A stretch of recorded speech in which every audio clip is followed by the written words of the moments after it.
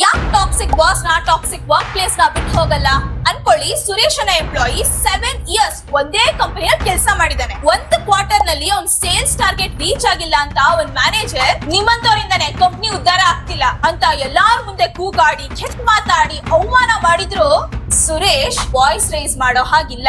ಆ ಜಾಬ್ ಬೇಕು ಅಂದ್ರೆ ಸೈಲೆಂಟ್ ಆಗಿ ಒಂದ್ ಡೆಸ್ಕ್ ಹೋಗಿ ಕೆಲಸ ಕಂಟಿನ್ಯೂ ಮಾಡ್ಬೇಕು. ಇದೇ company trap. Female employee harassment case ಹಾಕಿದ್ರೆ ನೆಕ್ಸ್ಟ್ ಡೇನೆ ಡಾಮಿನೇಟ್ ಮಾಡ್ತಾರೆ. ಈ ತರ ಇನ್ಸಿಡೆಂಟ್ಸ್ ಎಲ್ಲ ಎಷ್ಟು ಕಾಮನ್ ನ್ಯೂಸ್ ಆಗೋಗಿದೆ ಅಂದ್ರೆ ವರ್ಕ್ ಪ್ಲೇಸ್ ಅಲ್ಲಿ ಇದೆಲ್ಲ ನಡೆಯುತ್ತೆ ಬಿಡು ಅಂತ ನಾರ್ಮಲೈಸ್ ಮಾಡೋ ಅಷ್ಟು. ಆಚೆಯಿಂದ ನೋಡೋಕೆ ಎಷ್ಟು ದೊಡ್ಡ ಮಾಡರ್ನ್ ಬಿಲ್ಡಿಂಗ್ಸ್, ಮನುಷ್ಯ ಖುಷಿಯಾಗಿರಕ್ ಏನೇನ್ ಬೇಕೋ ಎಲ್ಲಾ ಇಲ್ಲಿ ಸಿಗುತ್ತೆ ಅನ್ಸುತ್ತೆ. ಆದ್ರೆ ಒಳಗ್ ನಡೆಯೋದೆಲ್ಲ ಅನಾಚಾರ.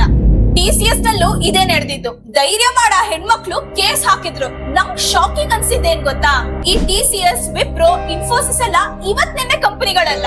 ಇಂಡಿಯಾದ ಇಡೀ ಮಿಡಲ್ ಕ್ಲಾಸ್ ಗೆ ಡ್ರೀಮ್ ಬಿಗ್ ಅನ್ನೋ ವ್ಯಕ್ತಿಗಳನ್ನ ಕೊಟ್ಟು ಗ್ಲೋಬಲ್ ಎಕ್ಸ್ಪೋಷರ್ ಕೊಟ್ಟಂತ ಕಂಪನೀಸ್ ಇವು. ಇವತ್ ಎಷ್ಟೇ ಸ್ಟಾರ್ಟ್ಅಪ್ಸ್ ಗಳಿರ್ಬೋದು, ಎಷ್ಟೋ ಪ್ರಾಡಕ್ಟ್ ಕಂಪನೀಸ್ ಕೂಡ ಬಂದಿರ್ಬೋದು, ಆದ್ರೆ ಈ ಸರ್ವಿಸ್ ಕಂಪನೀಸ್ ಗೆ ಇವತ್ಗೂ ಒಂದು ಸ್ಟ್ರಾಂಗ್ ಬ್ರಾಂಡ್ ವ್ಯಾಲ್ಯೂ ಇದೆ. ನೀವೇ ಯೋಚನೆ ಮಾಡಿ, ಅಂತ ಕಂಪನಿನಲ್ಲೇ ಈ ತರ ಇನ್ಸಿಡೆಂಟ್ ಆಗಿದೆ. ಇನ್ನ ಬೇರೆ ಕಂಪನೀಸ್ ಆ ಗ್ಲಾಸ್ ಬಿಲ್ಡಿಂಗ್ ಒಳಗೆ ಏನೇನೆಲ್ಲ ನಡೆಸಬಹುದು.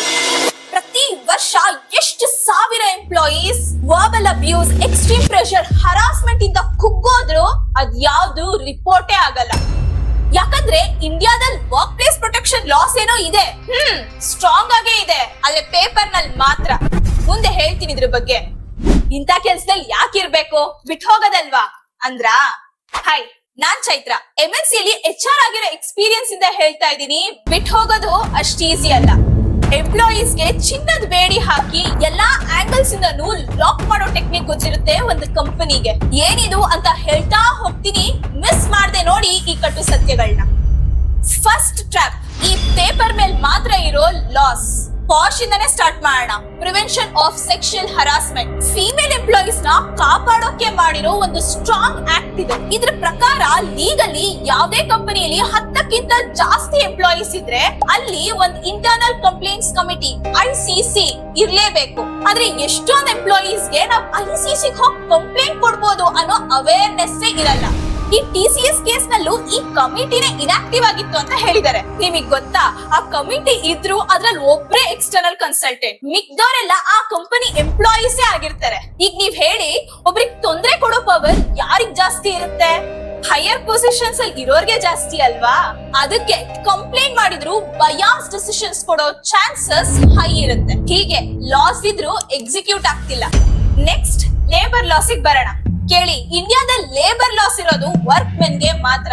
ನಮ್ಮಂತ ಎಂಪ್ಲಾಯೀಸ್ ನ so called white collar jobs ನ ಮೋಸ್ಟ್ ಆಫ್ ದ ಲಾಸ್ ಸಪೋರ್ಟೇ ಮಾಡಲ್ಲ. ಯೂನಿಯನ್ ಕಟ್ಟಿ ಅಪೋಸ್ ಮಾಡಕ್ಕೂ ಆಗಲ್ಲ. ಇಡೀ ಸಿಸ್ಟಮ್ ವಿರುದ್ಧ ಒಬ್ಬರೇ ನಿಂತು ಹೋರಾಡ್ಬೇಕಲ್ಲ ಅನ್ನೋ ಭಯನೇ ಎಲ್ಲಾರ ಬಾಯ್ ಮುಗಿಸುತ್ತೆ. ನಮ್ ಸಿಸ್ಟಮ್ ನ ಮಾಕ್ ಮಾಡ್ತಿಲ್ಲ, ಆದ್ರೆ ಯುರೋಪ್ ನಲ್ಲಿ ಇದ್ದೇ ಸಿಚುಯೇಷನ್ ನ ಎಂಪ್ಲಾಯಿ ಫೇಸ್ ಮಾಡಿದ್ರೆ ಎಷ್ಟೇ ದೊಡ್ಡ ಕಂಪನಿನಾದ್ರೂ ರೋಡಿಗೆ ಇಳಿಬಹುದು. ಯುರೋಪಿಯನ್ ಎಂಪ್ಲಾಯೀಸ್ ಜೊತೆ ನಾನು ಕೆಲಸ ಮಾಡಿದೀನಿ. ಅಲ್ಲಿ ಯಾವ ಎಂಪ್ಲಾಯೀಸ್ ಕೂಡ ಅವ್ರ ವರ್ಕ್ ಟೈಮಿಂಗ್ಸ್ ನ ಬಿಟ್ಟು ಅರ್ಧ ಗಂಟೆ ಅಲ್ಲ 5 ನಿಮಿಷ ಕೂಡ ಎಕ್ಸ್ಟ್ರಾ ವರ್ಕ್ ಮಾಡಲ್ಲ. ವೀಕೆಂಡ್ಸ್ ದಿನ ಲ್ಯಾಪ್ಟಾಪ್ ಮುಟ್ಟಲ್ಲ. ವೆಕೇಶನ್ ಅಂದ್ರೆ 3 weeks ವರ್ಗೂ ಅವ್ರಿಗೆ ಸ್ಯಾಂಕ್ಷನ್ ಆಗುತ್ತೆ. ಆದ್ರೆ ಅದೇ ಕಂಪನಿ ಎಂಪ್ಲಾಯೀಸ್ ಇಂಡಿಯಾದಲ್ಲಿದ್ರೆ ಕತ್ತೆಗಿಂತ ವರ್ಸ್ಟ್ ಆಗಿ ಕೆಲಸ ತೆಗೆಸ್ತಾರೆ. ಇಂಡಿಯಾ, ಯುರೋಪ್, US ಎಲ್ಲಾ ಟೈಮ್ ಝೋನ್ಸ್ ನಲ್ಲೂ ಎಂಪ್ಲಾಯಿ ಆಕ್ಟಿವ್ ಆಗಿರ್ಬೇಕು, ವರ್ಕ್ ಮಾಡ್ತಾನೆ ಇರ್ಬೇಕು. ಏನ್ ಆಗ್ಬೇಕು ಹೇಳಿ ಅವ್ರ ಮೆಂಟಲ್ ಹೆಲ್ತ್? ಇದೇನ್ ಒಂದ್ ಕಂಪನಿ ಕತೆ ಅಲ್ಲ. ನೀವ್ ದಿನ ಯೂಸ್ ಮಾಡೋ ಪ್ರಾಡಕ್ಟ್ಸ್ ಕೊಡೋ ಪಾಪ್ಯುಲರ್ ಕಂಪನೀಸ್ ನ ಇಂಡಿಯನ್ ಎಂಪ್ಲಾಯೀಸ್ ಗೆ ಕೊಡೋ ಟಾರ್ಚರ್ ಇದು. ಡೆಲಾಯ್ಟ್ ನಡೆಸಿರೋ ಈ ಸರ್ವೆ ನೋಡಿ, ಇಂಡಿಯಾದಲ್ಲಿ 47% ಎಂಪ್ಲಾಯೀಸ್ ವರ್ಕ್ ಪ್ಲೇಸ್ ಪ್ರೆಷರ್ ಇಂದಾನೆ ನನ್ ಮೆಂಟಲ್ ಹೆಲ್ತ್ ಹಾಳಾಗೋಗಿದೆ ಅಂತ ಹೇಳಿದ್ದಾರೆ. ಹೌದು, ಒಪ್ಕೊಳ್ಳೋಣ, ಈ ಕಂಪನೀಸ್ ನಮ್ ದೇಶದಲ್ಲಿ ಎಂಪ್ಲಾಯ್ಮೆಂಟ್ ಕ್ರಿಯೇಟ್ ಮಾಡಿವೆ. ಆದ್ರೆ ಅದೇನ್ ಸೋಷಿಯಲ್ ಸರ್ವಿಸ್ ಅಂತ ಮಾಡಿಲ್ಲ. ಚೀಪ್ ಲೇಬರ್ ಕೊಟ್ಟು ನಾವು ಅವ್ರಿಗೆ ಪ್ರಾಫಿಟ್ ಮಾಡಿದೀವಿ. ಯಾವ ಕಂಪನಿ ಏನ್ ಫ್ರೀ ಆಗಿ ಸ್ಯಾಲರಿ ಕೊಡಲ್ಲ, ಯಾವ ಮ್ಯಾನೇಜರ್ನು ಅವ್ರ ಪಾಕೆಟ್ ಇಂದ ನಿಮಗೆ ಪೇ ಮಾಡಲ್ಲ. ಅಂದ್ರೂ ನಮ್ ಕಂಟ್ರಿಲಿ ಈ ಕಂಪನೀಸ್ ಮೇಲೆ ಸ್ಟ್ರಿಕ್ಟ್ ರೆಗ್ಯುಲೇಷನ್ಸ್ ಯಾಕೆ ತಂದಿಲ್ಲ? ಈ ತರ ಸಿಸ್ಟಮ್ ಟ್ರ್ಯಾಪ್ ಒಂದ್ ಸೈಡ್ ಆದ್ರೆ, ರೆಗ್ಯುಲರ್ ಆಗಿ ಪೇನ್ ಕೊಡೋ ದೊಡ್ಡ ಟ್ರ್ಯಾಪ್ ಕಂಪನಿನೇ ಹಾಕುತ್ತೆ. ಬಾಂಡೆಡ್ ಲೇಬರ್ ಇಂಡಿಯಾದಲ್ಲಿ ಅಬಾಲಿಷ್ ಆಗಿದೆ ತಾನೆ, ಬಟ್ ಕಾಂಟ್ರಾಕ್ಟ್ ಲೇಬರ್ ಅನ್ನೋ ಡಾರ್ಕ್ ಶೇಡ್ ನಲ್ಲಿ ಅದಿನ್ನೂ ಇದೆ. ಹೌದು, ಎಷ್ಟೊಂದ್ ಕಂಪನೀಸ್ 3 to 5 years ವರ್ಗೂ ಕಾಂಟ್ರಾಕ್ಟ್ ಸೈನ್ ಮಾಡಿಸ್ಕೊಂತಾರೆ. ಅದಕ್ ಮುಂಚೆ ಬಿಟ್ರೆ ನೀವೇ ಕಂಪನಿಗೆ ದುಡ್ಡು ಕೊಡ್ಬೇಕು. ನೋಡಿ, ಇದಕ್ ಸುಪ್ರೀಂ ಕೋರ್ಟೇ ಒಪ್ಪಿಗೆ ಕೊಟ್ಟಿದೆ. ನಿಮ್ಮನ್ನ ಇಷ್ಟು ಮಂತ್ ಟ್ರೈನ್ ಮಾಡಿದೀವಿ, ಸ್ಕಿಲ್ಸ್ ಡೆವಲಪ್ ಮಾಡಿದೀವಿ ಅಂತ ನಿಮ್ಮಿಂದನೇ ದುಡ್ಡು ಕಟ್ಟಿಸ್ಕೊಂತಾರೆ. ನಿಮ್ಗೊಂದ್ ಇನ್ಸೈಡರ್ ಸುದ್ದಿ ಹೇಳ್ತೀನಿ ಕೇಳಿ. ಕಂಪನೀಸ್ಗೆ ನೀವ್ ವಾಪಸ್ ಮಾಡೋ ದುಡ್ಡು ಯಾವ ಲೆಕ್ಕಕ್ಕೂ ಇರಲ್ಲ. ಅದು ಅವ್ರಿಗೆ ಚಿಲ್ಲರೆ ಕಾಸಿನ ತರ. ಆದ್ರೂ ಅಗ್ರಿಮೆಂಟ್ ಅಲ್ಲಿ ಅವರ ಕ್ಲಾಸ್ ಹಾಕೋದು ನಿಮ್ಮನ್ ಸೈಕಾಲಜಿಕಲಿ ಒಂದು ಟ್ರ್ಯಾಪ್ ಒಳಗ್ ಹಾಕೋಕೆ. ಅಯ್ಯೋ, ಲಾಸ್ ಆಗುತ್ತಲ್ಲ ಅಂತ ನೀವು ಬೇರೆ ಕೆಲಸ ಹುಡ್ಕಲ್ಲ ಅಂತ. ಇದ್ರಲ್ಲಿ ಸಿಕ್ಕಾಕೊಂಡು ಎಂಪ್ಲಾಯೀಸ್ ಪಡೋ ಕಷ್ಟನ ನಾನ್ ತುಂಬಾ ಕೇಳಿದೀನಿ. HR ಆಗಿ ನಾನ್ ಹೇಳೋದು ಒಂದೇ ಮಾತು, ಈ ತರ ಕಾಂಟ್ರಾಕ್ಟ್ಸ್ ಇರೋ ಕಡೆ ಹೋಗೋದನ್ನ ಆದಷ್ಟು ಅವಾಯ್ಡ್ ಮಾಡಿ. ಅದ್ ನಿಮಗ್ ಬಿಸಿ ತುಪ್ಪ ಆಗೋಗುತ್ತೆ, ನುಂಗಕ್ಕೂ ಆಗಲ್ಲ, ಉಗಿಯೋಕ್ಕೂ ಆಗಲ್ಲ.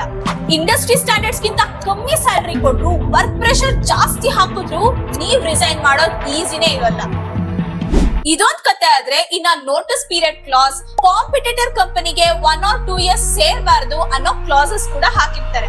ನಿಮಗ್ ಗೊತ್ತಿರ್ಲಿ, ಈ ಎರಡೂ ಲೀಗಲ್ ಬೈಂಡಿಂಗ್ ಇಲ್ಲ. ಆದ್ರೂ ಎಲ್ಲಾ ಎಂಪ್ಲಾಯೀಸ್ ಇದನ್ನ ಸೈಲೆಂಟ್ ಆಗಿ ಫಾಲೋ ಮಾಡ್ತಾರೆ. ಅವ್ರು ಮಾಡ್ಲಿಲ್ಲ ಅಂದ್ರೆ ಎಕ್ಸ್ಪೀರಿಯನ್ಸ್ ಲೆಟರ್ ಡಿಲೇ ಮಾಡಿ, ಬ್ಯಾಕ್ ಗ್ರೌಂಡ್ ವೆರಿಫಿಕೇಶನ್ ರೆಸ್ಪಾಂಡ್ ಮಾಡದೆ ಕಂಪನೀಸ್ ಚೆನ್ನಾಗಿ ಆಟ ಆಡ್ಸುತ್ತೆ. ಈ ಡಾಕ್ಸ್ ಇಲ್ದೆ ಹೊಸ ಕಂಪನಿ ಸೇರೋಕಾಗಲ್ಲ. ಅದಕ್ಕೆ ಅವ್ರ ಮಾತೇ ಕೇಳ್ಕೊಂಡಿರ್ಲಿ ಅಂತ ಕಂಪನಿ ಹಾಕೋ ಸೈಲೆಂಟ್ ಕ್ಲಾಸ್ ಟ್ರ್ಯಾಪ್ಸ್ ಇವು. ಈ ಎಲ್ಲಾದ್ರ ಮಧ್ಯೆ ನಮಿಗ್ ಉಸಿರುಗಟ್ಸೋ ಈ middle class financial trap. Resign ಮಾಡಿ ಎಕ್ಸಿಟ್ ಡೋರ್ ಕಡೆ ಹೋಗ್ಬೋದು, ಆದ್ರೆ ನೀವೇ ಹೇಳಿ, ಒಂದ್ ಮಿಡಲ್ ಕ್ಲಾಸ್ ಹುಡುಗ ಅಥವಾ ಹುಡುಗಿ ಎಷ್ಟೆಲ್ಲ ಡ್ರೀಮ್ಸ್ ಇಟ್ಕೊಂಡು ಕಷ್ಟಪಟ್ಟು ಓದಿ ಎಷ್ಟು ಕಡೆ ಇಂಟರ್ವ್ಯೂಸ್ ಕೊಟ್ಟು ಒಂದ್ ಕೆಲ್ಸಕ್ಕೆ ಸೇರಿರ್ತಾರೆ. ಯಾರು ಮಾಡಿಟ್ಟಿರೋ ಆಸ್ತಿ ಇರಲ್ವಲ್ಲ, ಅದಕ್ಕೆ education loan, home loan, car loan ಅಂತ EMIs ಇರುತ್ತೆ. ಅಯ್ಯೋ, ಕೆಲ್ಸನೇ ಇಲ್ಲ ಅಂದ್ರೆ ಈ ಮಂತ್ ರೆಂಟಿಗೆ ಏನ್ ಮಾಡ್ಲಿ, ಊಟಕ್ಕೆ ಏನ್ ಮಾಡ್ಲಿ, ಮಕ್ಳು ಫೀಸ್, ಮೆಡಿಕಲ್ ಬಿಲ್ಸ್ ಎಲ್ಲ ಹೇಗ್ ಹ್ಯಾಂಡಲ್ ಮಾಡ್ಲಿ, ಇನ್ನೊಂದ್ ಕಡೆ ಕೆಲ್ಸ ಹುಡ್ಕಕ್ಕೆ ಎಷ್ಟು ಮಂತ್ಸ್ ಬೇಕು ಅನ್ನೋ ಟೆನ್ಷನ್ನೇ ನಮ್ ಕಣ್ಣು, ಕಿವಿ, ಬಾಯಿ ಎಲ್ಲ ಮುಚ್ಚಿಸುತ್ತೆ. ಬಾಸ್ ಸುಮ್ನೆ ಕೂಗಾಡಿದ ತಕ್ಷಣ ಇವನಿಗೆ ಬುದ್ಧಿ ಕಲಿಸ್ತೀನಿರು ಅಂತ ಎಲ್ಲಾರ್ಗು ಅನ್ಸುತ್ತೆ. ಆದ್ರೆ ಬ್ಯಾಂಕ್ ಬ್ಯಾಲೆನ್ಸ್, ಮನೆ ಕಂಡೀಷನ್ ನಿನಗೆ ಯಾಕ್ಬೇಕು, ಸುಮ್ನೆ ಕೆಲ್ಸ ಮಾಡ್ಕೊಂಡು ಹೋಗು ಅಂತ ಮತ್ತೆ ಅದೇ ಲೂಪಿಗೆ ತಳ್ಬಿಡುತ್ತೆ. Quitting is a luxury that most employees can't afford. ಇಷ್ಟೆಲ್ಲ ಟ್ರ್ಯಾಪ್ಸ್ ಇದೆ ಅಂತ ನೀವ್ ವೀಕ್ ಆಗ್ಬೇಡಿ. ಇದರಿಂದ ಆಚೆ ಬರೋ ಶಕ್ತಿ ನಿಮಗಿದೆ. ಒಂದ್ ಎಂಪ್ಲಾಯಿ ಆಗಿ ನಿಮ್ಮನ್ನ ನೀವ್ ಹೇಗ್ ಪ್ರೊಟೆಕ್ಟ್ ಮಾಡ್ಕೊಳ್ಬೇಕು ಅಂತ ಹೇಳ್ತೀನಿ ಕೇಳಿ. ನಾನ್ ಯಾವ್ದಾದ್ರು ವಿಷಯ ಕೋಪ ಮಾಡ್ಕೊಂಡಾಗ ನನ್ colleagues, so called experience professionals ಹೇಳ್ತಿದ್ರು, ಬೇರೆ ಕಂಪನೀಸ್ ಅಲ್ಲಿ ಇನ್ನೂ ವರ್ಷ ನಡೆಯುತ್ತೆ, ಎಲ್ಲಾ ಕಡೆ ಹೀಗೇನೆ ಅಂತ. ಆಗ ನಾನ್ ಕೇಳ್ತಿದ್ದು ಒಂದೇ question, just because all companies follow it and managers behave so, it doesn't make a wrong thing right. ನಿಮ್ಗೂ ನನ್ನ ಒಪಿನಿಯನ್ ಸರಿ ಅನ್ಸುತ್ತಾ? ಅದಕ್ಕೆ ಎಲ್ಲದಕ್ಕೂ ಜಗಳ ಆಡಿ, ರಿಟಾಲಿಯೇಟ್ ಮಾಡಿ ಅಂತ ನಾನು ಹೇಳ್ತಿಲ್ಲ. ಆದ್ರೆ ಮೊದ್ಲು ಈ ರಾಂಗ್ ಬಿಹೇವಿಯರ್ಸ್ ನ ನಾರ್ಮಲೈಸ್ ಮಾಡೋದ್ ನಿಲ್ಸಿ. ಅದೇ ಫಸ್ಟ್ ಸ್ಟೆಪ್.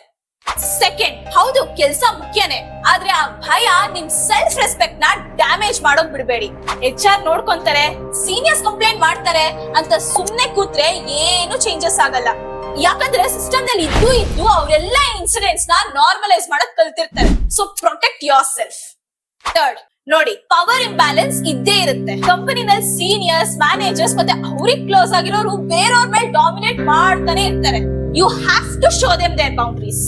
ನಿಮ್ಮನ್ ಬುಲಿ ಮಾಡಿ, ಚೀಪ್ ಜೋಕ್ಸ್ ಮಾಡಿದ್ರೆ, ಕೆಟ್ಟ ಮಾತಾಡಿದ್ರೆ, ರೂಡ್ ಆಗಿ ನಡ್ಕೊಂಡ್ರೆ ಫೇಸ್ ಟು ಫೇಸ್ ಹೇಳಿ ಅವರಿಗೆ, ಈ ತರ ಬಿಹೇವಿಯರ್ ನನಗೆ ಇಷ್ಟ ಆಗ್ತಿಲ್ಲ, ನಂಗೆ ವರ್ಕ್ ಮೇಲೆ ಕಾನ್ಸಂಟ್ರೇಟ್ ಮಾಡಕ್ ಆಗ್ತಿಲ್ಲ ಅಂತ. ಮತ್ತೆ ಆದಷ್ಟು ನಿಮ್ ಪರ್ಸನಲ್ ಕಷ್ಟಗಳನ್ನ ಹೇಳ್ಕೊಳ್ಳೋದ್ ಕಮ್ಮಿ ಮಾಡಿ. ಒಂದು ಪೊಸಿಷನ್ ಅಲ್ಲಿ ಇರೋರ್ಗೆ ನಿಮ್ಮನ್ನ ಎಕ್ಸ್ಪ್ಲಾಯ್ಟ್ ಮಾಡೋಕೆ ನಿಮ್ ವೀಕ್ನೆಸ್ ಈಸಿ ಮಾಡ್ಕೊಳ್ಳುತ್ತೆ. ಫೋರ್ತ್ ಒನ್, ನಿಮಗೆ ಇಂಪಾರ್ಟೆಂಟ್ ಟಿಪ್ ಕೊಡ್ತೀನಿ ಕೇಳಿ. ಎಲ್ಲಾ ಕಂಪ್ಲೇಂಟ್ಸ್ ಇಮೇಲ್ ಮುಖಾಂತರನೇ ಕೊಡಿ. ಆಗ್ಲೇ ಕಂಪನಿ ನಿಮ್ಮನ್ನ, ನಿಮ್ ಕಂಪ್ಲೇಂಟ್ಸ್ ನ ಸೀರಿಯಸ್ ಆಗಿ ತಗೊಳ್ಳೋದು. ನಿಮ್ ಕಂಪ್ಲೇಂಟ್ಸ್ ನಿಲ್ಬೇಕಂದ್ರೆ ಪ್ರೂಫ್ಸ್ ರೆಡಿ ಇಟ್ಕೊಳ್ಳಿ. ಇಮೇಲ್ಸ್, ಟೀಮ್ಸ್ ಚಾಟ್, ನಿಮಗ್ ಸಪೋರ್ಟ್ ಮಾಡೋ ಟೀಮ್ ಮೆಂಬರ್ಸ್ ಜೊತೆಲಿರ್ಲಿ. ಎಷ್ಟೋ ಸಾರಿ ಪ್ರೂಫ್ಸ್ ಇಲ್ದೆ ಕೇಸಸ್ ಬಿದ್ದೋಗುತ್ತೆ. So save your proofs. Last suggestion, stay silent, stay safe, stay employed. Suresh example ತರ ಸುಮ್ನೆ ಕೂರ್ಬೇಡಿ. Only you know the pain of what you are going through. So ಕೊಡಿ ಕಂಪ್ಲೇಂಟ್ಸ್, ಹೆಸಿಟೇಟೇ ಮಾಡಬೇಡಿ. ಕಲೀಗ್ ತಪ್ಪಾಗಿ ಬಿಹೇವ್ ಮಾಡಿದ್ರೆ manager ಹೇಳಿ, ಮ್ಯಾನೇಜರೇ ತಪ್ಪು ಮಾಡಿದ್ರೆ ಅವರ್ ಮ್ಯಾನೇಜರ್ ಹೇಳಿ, ಇಲ್ಲ HR ಕಂಪ್ಲೇಂಟ್ ಮಾಡಿ. ಹ್ಯುಮ್ಯಾನಿಟಿ ಬಿಟ್ ನಡೆಯೋ ಅಧಿಕಾರ ಯಾರಿಗೂ ಇಲ್ಲ. ಇವತ್ತು TCS ತರ ಒಂದ್ ಕೇಸ್ ಆಚೆ ಬಂದಿದೆ, ಬಟ್ ಟ್ರಸ್ಟ್ ಮೀ, ಈ ತರ ಸೈಲೆಂಟ್ ಪೇನ್ ಅಲ್ಲಿ ತುಂಬಾ ಜನ ಇರ್ತಾರೆ. ಸೊ ವಿಡಿಯೋನ ಆದಷ್ಟು ಜನಕ್ಕೆ ಶೇರ್ ಮಾಡಿ, ಅವೇರ್ನೆಸ್ ಕ್ರಿಯೇಟ್ ಮಾಡೋಕೆ ಹೆಲ್ಪ್ ಮಾಡಿ. ವಿಡಿಯೋ ಇಷ್ಟ ಆಗಿದ್ರೆ ಒಂದ್ ಲೈಕ್ ಕೊಡಿ, ನಿಮ್ ಒಪಿನಿಯನ್ಸ್ ನ ಕಾಮೆಂಟ್ ಅಲ್ಲಿ ತಿಳಿಸಿ. ಇದೇ ತರ ಇನ್ಫಾರ್ಮೇಟಿವ್ ಕಾಂಟೆಂಟ್ ಗೆ ಮನಸಾಲಜಿ ವಿತ್ ಚೈ ಚಾನೆಲ್ ನ ಸಬ್ಸ್ಕ್ರೈಬ್ ಮಾಡಿ. See you.